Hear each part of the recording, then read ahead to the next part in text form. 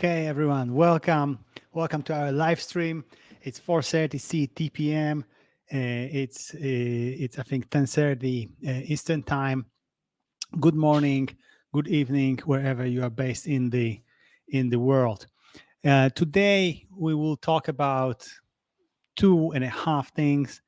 I want to kick off this meeting today, and also I wanted to say welcome everyone who's watching the replay. So I wanted to start with our giveaway winners. Let me share my screen. That is probably this screen. Yeah, should be this screen. Okay, beautiful. So this is our small presentation that will help us keep things focused today. Great. So we talked about the giveaway winners, and this is what we will start with. Then we'll talk about an interesting new trend in causal AI that I noticed, and I think it's a growing trend today, and I think there's a good reason for this. But we'll say more about this in a second. And at the end of this live stream, I want to give you an opportunity to ask me, do a quick AMA, Ask Me Anything session, a spontaneous one. So if you have any questions about causality, feel free to drop them in the chat on YouTube, and I'm happy to take them. Beautiful. So let's start. Let's find the winner. So to give you a little bit of a context, a couple of weeks ago, we started this little contest, and the question was guess the guest of the upcoming episode of the Causal Bandits podcast, and the guest was Bernard Schulkopf. So many of you were able to correctly recognize him. I don't know, maybe I masked him not well enough. I wanted to do something that will be challenging, but doable. And it seems that for at least some of you, it was pretty easy. Anyway, that's great. And that's a great sign that so many people in the community can recognize Bernard and understand his contributions. And his contributions to causality, causal machine learning, and machine learning in general are really, really big.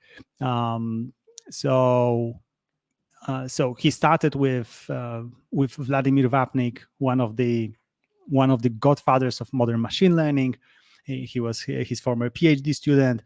He worked on kernel methods in machine learning, and then at some point he turned into causality, and he invests a lot of his time today in causal research. And we'll learn more about some of his new ideas in a second. In the giveaway, you can pick one of the books. So if you will be selected as a winner, you can pick either the book that I offered, or the book that Bernard co-authored. So whichever will work better for you. Okay, and so let's do it. I'm not sure how to do it. I have a Python notebook open here. Okay, I think you should be seeing it now. And I have a file where I have all people that met the criteria. So people who guessed correctly the guest's name, and they reshared a post either on LinkedIn or Twitter. Whew, okay, 3, 2, 1. A one line of code more, and let's see who's the winner. Are you ready, ladies and gentlemen? Oh my God, I'm so excited. Boom. It's Osman Mian who shared this on Twitter. Congrats to Osman. I'll reach out to you so we can arrange the delivery for you, and you can select the you can select the book that you want to win. That's amazing. So congrats to Osman. And now let's go back to the presentation, which I need to now find. How do I do this? Maybe like this. Oh, that worked. Beautiful. Okay, so a new trend in causal AI that I see some papers on this topic, more and more papers on this topic that I think are very interesting. And those papers, I would say that those papers, this line of publications, is a part of a broader trend that I see in causal research today, which is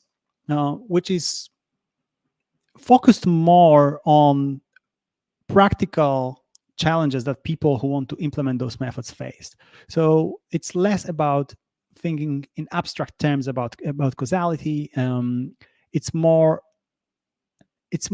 focusing on some particular scenarios where we might be interested in doing causal inferences or doing causal discovery, and then building on top of this and trying to find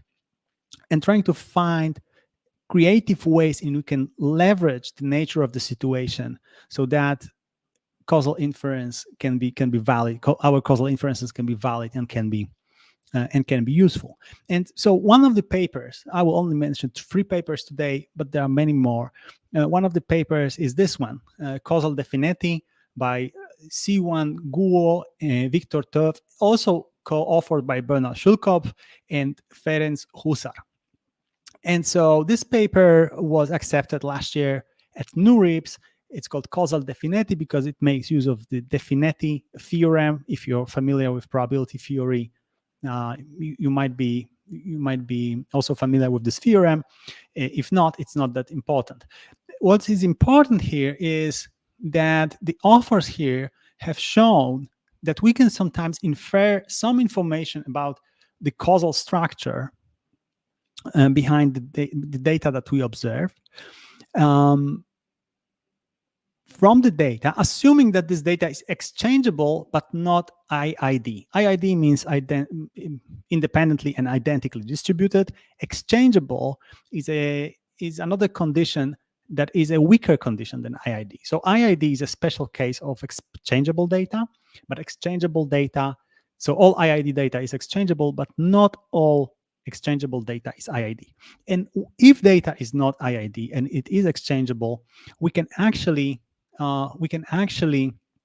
leverage this fact and do causal inference or causal discovery in situations where it would be impossible if we had data that is IID. I wanted to say independent and identically distributed, but it's IID. It's the same thing. So that was a very interesting paper, and I was reading it, with a lot of curiosity. And then just recently, just a couple of weeks ago, this paper has been published. It's still under review. It's called Dufinetti, and the title goes on causal effects for exchangeable data. So again, we are focusing on this exchangeable but not IID data, and exchangeable data. One real world scenario where we can get exchangeable data is when we have data from multiple environments.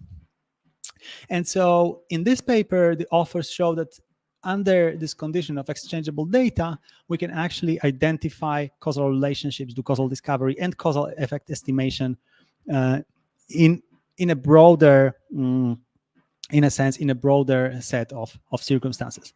That's a very interesting paper.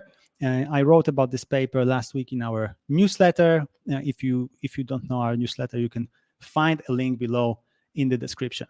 And the last paper that I wanted to share with you that also is similar in spirit to those 2 papers is a little bit older. It's from 2022, and it comes from Richard Carlson and Jesse Krite. I'm not sure if I'm pronouncing this name correctly. It's called Detecting Hidden Confounding in Observational Data Using Multiple Environments. So we again have this idea of multiple different environments. And what the authors show here is that we can actually detect hidden confounding in observations, sometimes under certain circumstances, if we have data from these different environments. And I think that's a very interesting direction that expands our capabilities when it comes to doing causal inference, in situations where we don't meet all the necessary assumptions. So maybe we have some confounding. Uh, then we can do partial identification sometimes. Maybe we can do sensitivity analysis, or maybe we can detect this confounding and then adjust our analysis so it reflects the fact that there are some hidden variables. Beautiful. And that finishes our short section on this new trend that leverages multiple environments and non-IID data in order to make causal inferences and expands our causal toolbox. And now it's a perfect time. If you have any questions, you can ask them in the chat. I have a second laptop here because it's much easier. Okay, I see we have Rahim and we have Reza saying good afternoon from Paris. Hello, Reza. And I see we have a couple of participants now. So if you have any questions, and that's a perfect time. That's a perfect time to ask them. It can be related to these papers or related to any other idea related to causality.